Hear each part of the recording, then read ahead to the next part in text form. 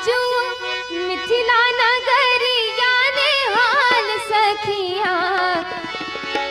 चारों दुल्हा में बड़का कमाल सखिया, चारों दुल्हा में बड़का